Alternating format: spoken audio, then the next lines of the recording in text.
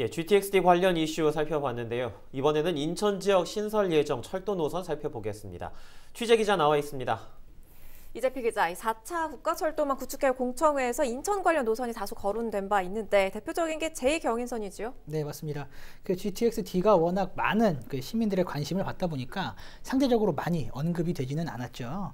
제2경인선이 지난 4월 22일 열린 공청회에서 4차 국가철도망 구축계획에 반영되는 것으로 이제 가닥이 잡혔습니다. 네. 예, 지도를 보면서 설명을 드릴게요. 네.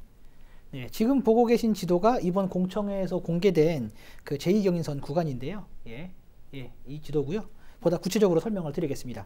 인천 청학에서 시작해 인천 노년, 서창을 거쳐서 부천 옥길 그리고 광명까지 이어지는 노선이 신설될 계획인데요. 지도에 빨갛게 표시된 부분이 이제 신설 구간입니다. 여기까지 신설 노선이 이번 4차 국가철도망 구축 계획에 이제 포함될 예정인데요. 네. 이후 초록색으로 표시된 구로 차량기지 이전 노선과 파란색으로 표시된 기존 경인선 구간이 연결이 됩니다. 그러면 청학에서 광명, 신도림, 노량진을 잇는 제2경인선이 되는 거죠. 네. 예, 제2경인선은 박남춘 인천시장의 핵심 공약이기도 한데요. 인천시는 4차 국가철도망 반영과 동시에 예비 타당성 조사를 같이 끝낸다는 계획입니다. 네. 현재 기재부에서 예비 타당성 조사를 진행하고 있고요. 2022년 하반기에 기본 계획을 고시하고 2024년 하반기에 착공 그리고 2029년 개통을 목표로 하고 있습니다.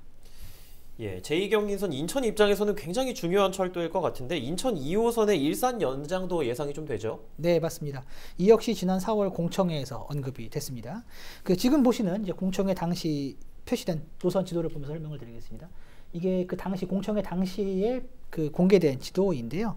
인천 서구와 고양시, 일산 서구를 잇는 모양새입니다. 보다 구체적인 지도를 보면서 추가 설명을 드릴게요. 네, 지금 이 지도인데요. 인천 2호선 독정역에서 김포 도시철도가 있는 김포 걸포 북변을 지나 GTX-A가 있는 킨텍스, 그리고 경의중앙선이 있는 일산역, 그리고 중산지구를 연결한다는 구상입니다. 그럼 인천 2호선이 굉장히 넓게 연결된다고 볼 수가 있을 것 같아요.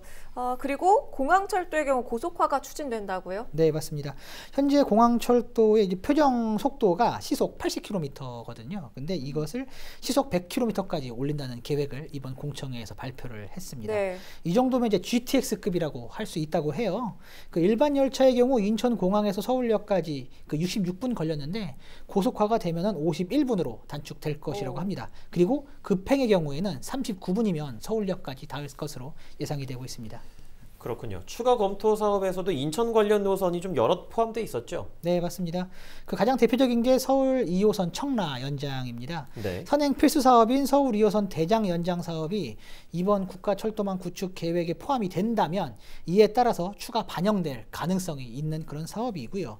그리고 인천 2호선 안양 연장 사업도 추가 검토 사업에 포함이 됐습니다.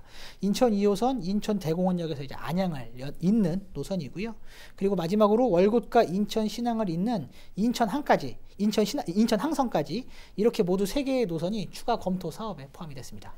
네, 알겠습니다. 지금까지 인천 지역 신규 예상 철도 상황 살펴봤습니다. 이재필 기자였습니다.